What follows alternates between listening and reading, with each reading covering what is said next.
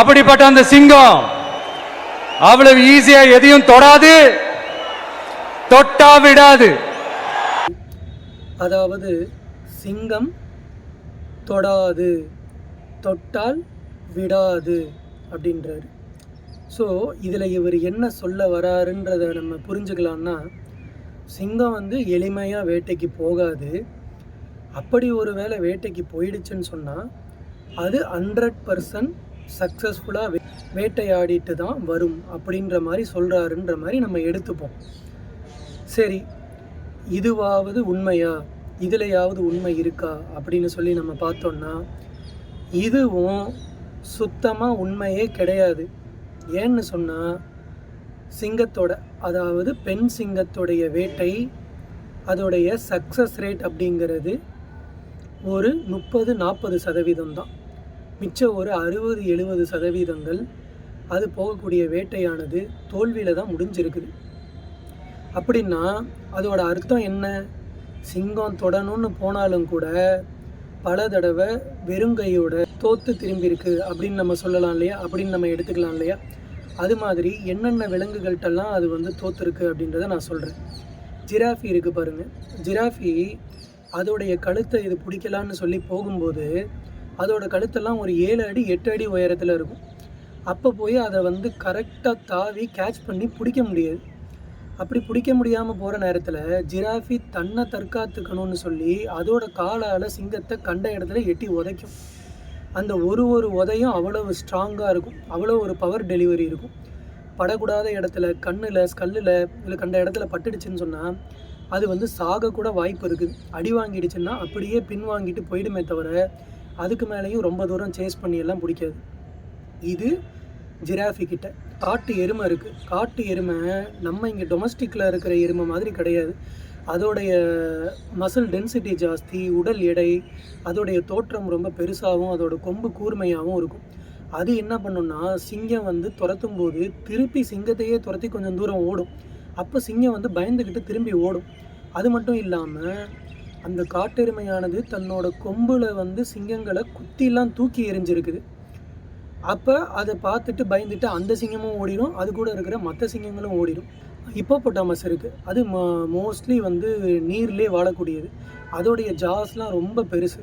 So அதுக்கிட்ட இது சீன்றதுக்கு போகும். ஹிப்போபொட்டாமஸ் திருப்பி ரிட்டாலியேட்டுக்காக பாஞ்சு போகும்போது இது பதறி அடித்து எட்ட ஓடி போயிடும், கிட்ட கையில் சிக்காத அளவுக்கு.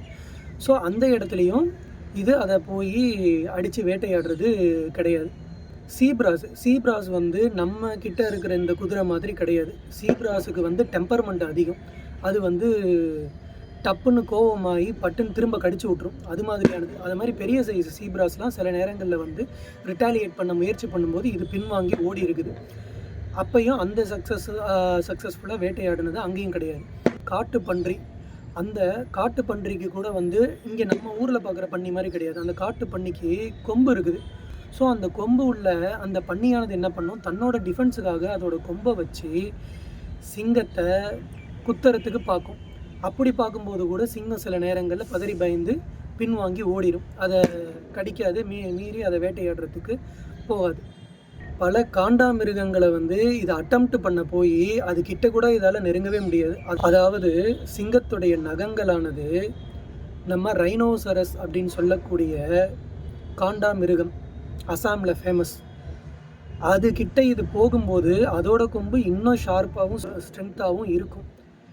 அதுக்கிட்ட இது போகும்போது அது டிஃபென்ஸுக்கு துரத்தும் போது இது பயந்து ஓடி வந்துடும். அது போக இதோடைய நகங்களை பயன்படுத்தி, சிங்கத்தன்னுடைய நகங்களை பயன்படுத்தி அந்த ரைனோசரஸோட உடம்புல பியர்ஸ் பண்ணலாம், அதாவது கிழிக்கலான்னு முயற்சி பண்ணும்போது இதோடைய நகங்களானது அதோட உடம்புக்குள்ளேயே போகாது. ஏன்னா அந்த அளவுக்கு திக்கான, ஸ்ட்ராங்கான, தனித்தன்மை வாய்ந்த தோலை கொண்டது ரைனோசரஸ்.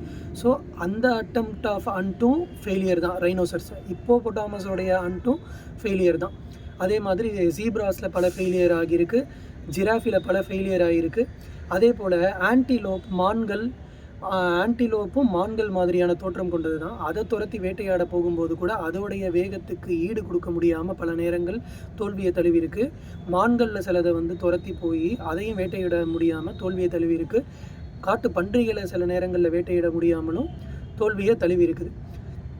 ஸோ இப்படி பலதரப்பட்ட தோல்விகளை சந்தித்து கிட்டத்தட்ட 70-80% தோல்விகள் தான், 20-30% தான் வெற்றியே. அதாவது ரொம்ப பசியில் 4 நாள் 5 நாள் கிடக்கும்போது வேறு வழியே இல்லை, இன்றைக்கி நம்ம எதையாவது ஒரு இரையாக அடித்து கொன்னே தீரணுன்ற போது தான் அது அடிக்கும்.